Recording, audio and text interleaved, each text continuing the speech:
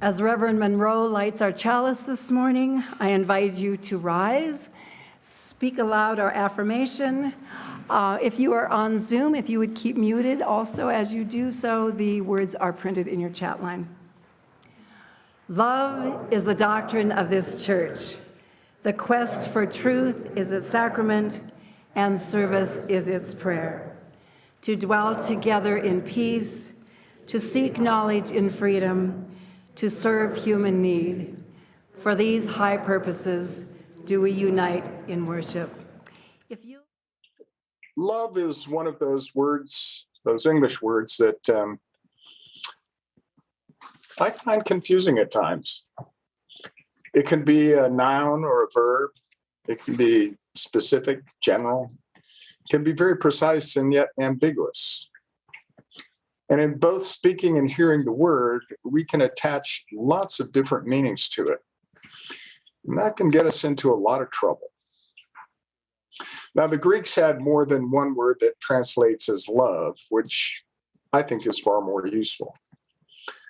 So there's storge, empathic or familial love, which is affection through the fondness of familiarity, such as with family members or people who relate in familiar ways, who have otherwise found themselves bonded together by chance.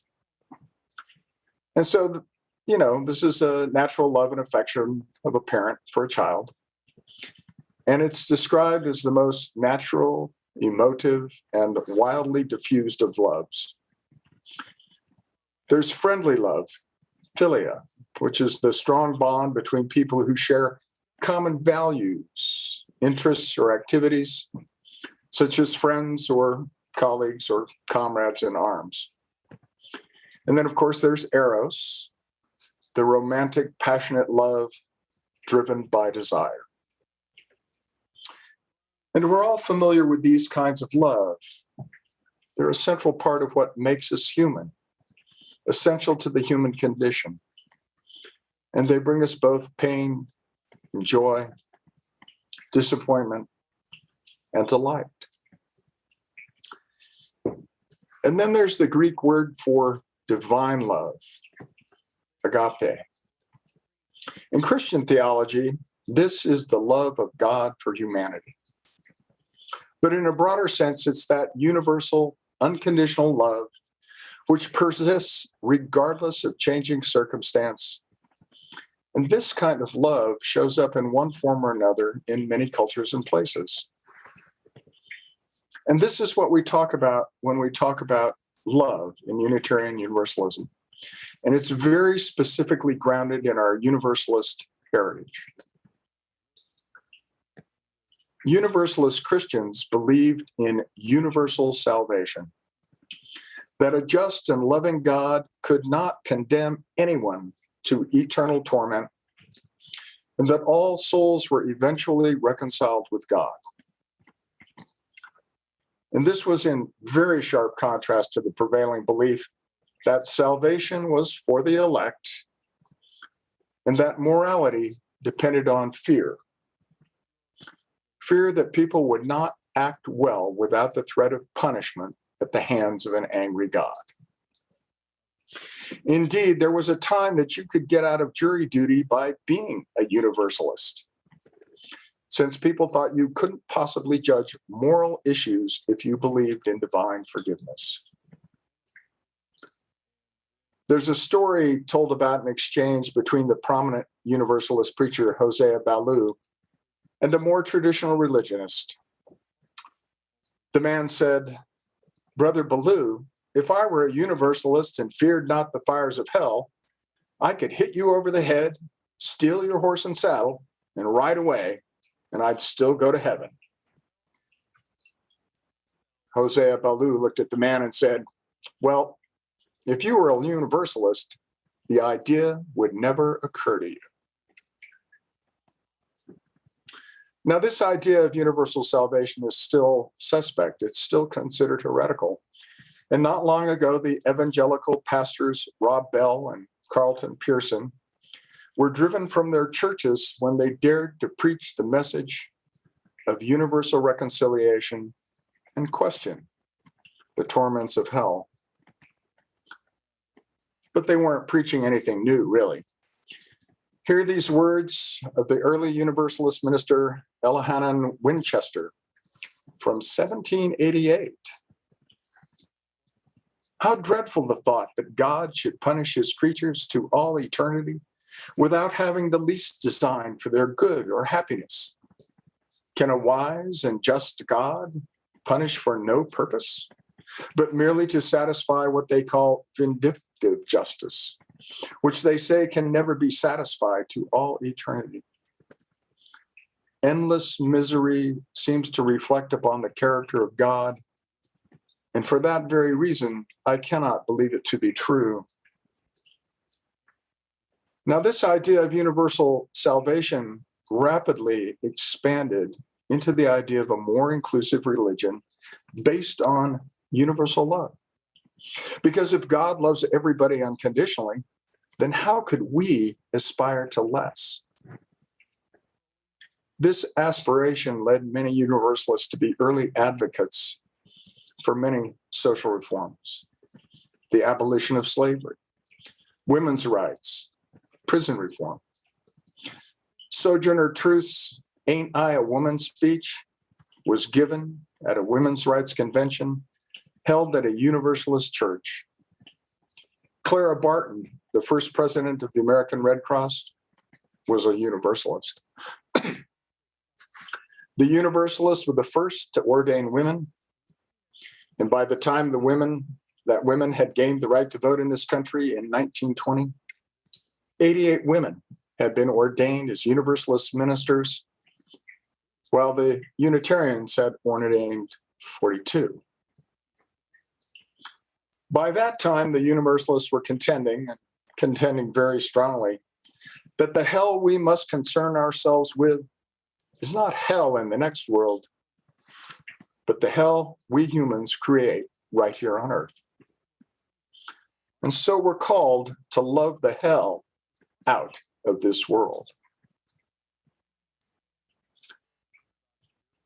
I want to pause this line of thought for a moment and weave in a few other ideas, a few other threads before I return to it.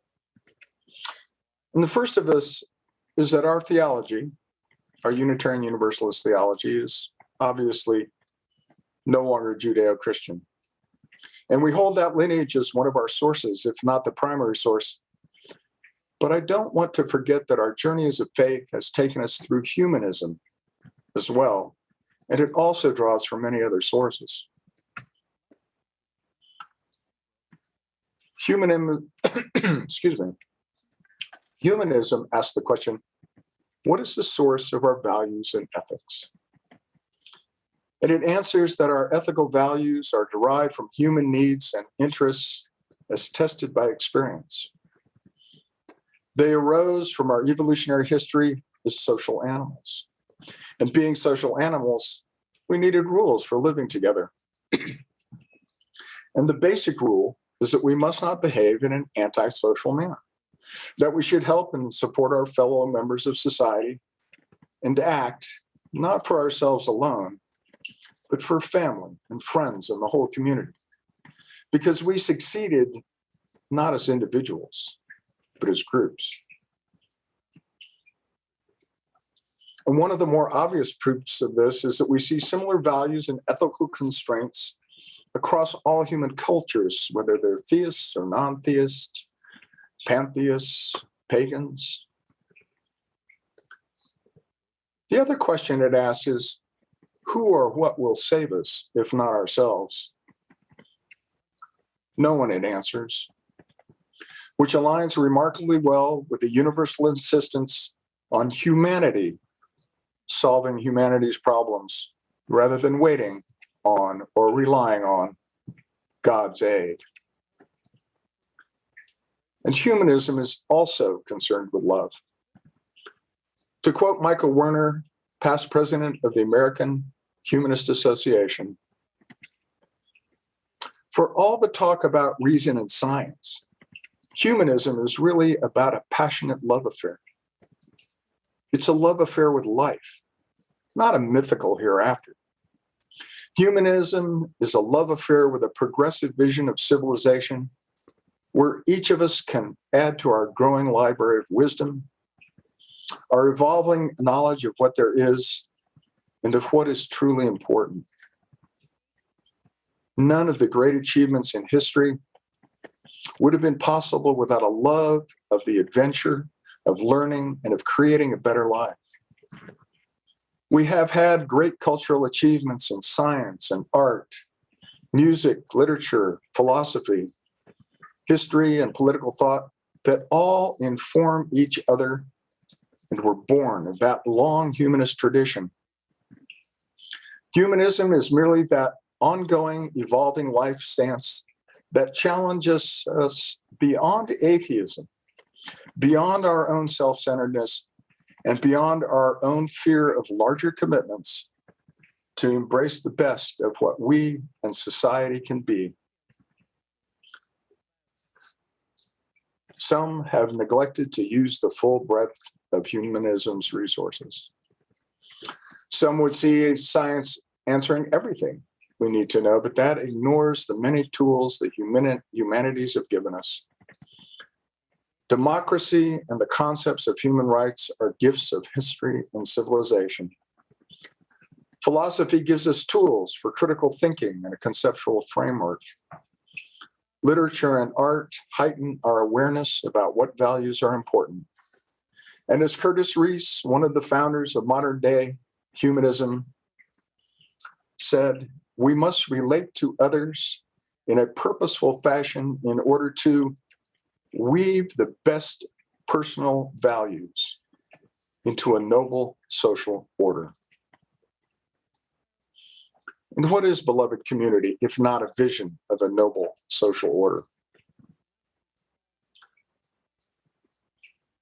One more thread I want to weave in comes from another source completely, the Peruvian Andes.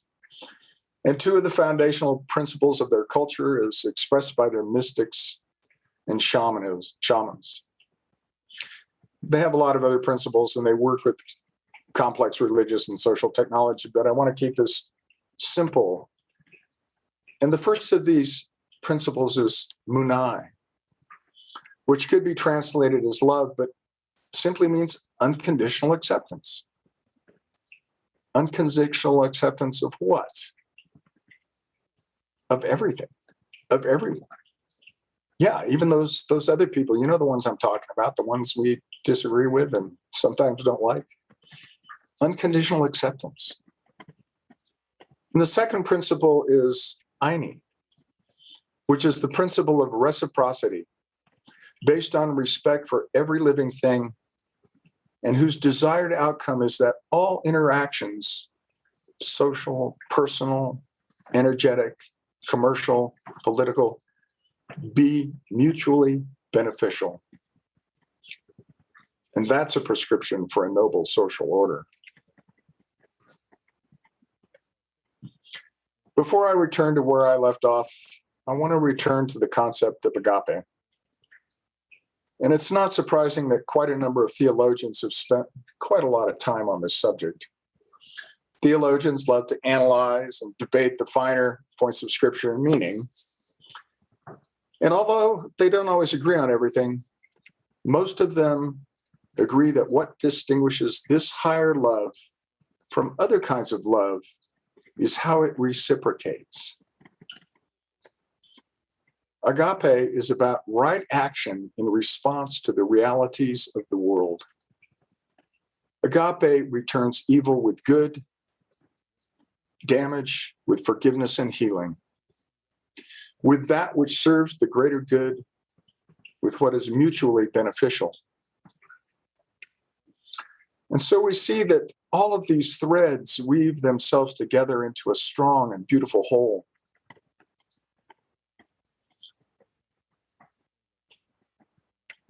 So back to this business of loving the hell out of this world.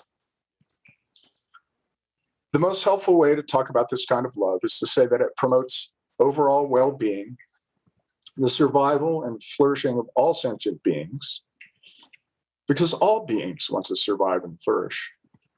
It's in their nature. It's what evolution designed us to desire. Because we are human, a certain amount of philia, brotherly love, they used to call it, a feeling of solidarity, of oneness, it's good to have.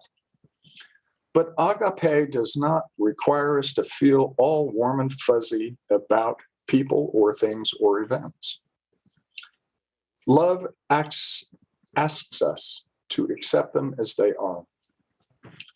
We don't necessarily have to like them or agree with them or necessarily support their actions. We don't have to feel affection, but we have to meet them with open minds and hearts. And we're required to reciprocate in mutually beneficial ways, even at some cost to ourselves. And one last thing. Love is not enough. Love defines the field of action, as it were, and it helps guide our actions. But we also need to bring our intellects, our reason, our compassion, and our understanding of the world to the field of action. Love must be balanced and measured by these things so that it can be effective and create lasting change, to have a chance to create a just and noble social order. It takes all of our gifts and talents and skills to love the hell out of this world. And that's what we mean when we talk about love. Thank you.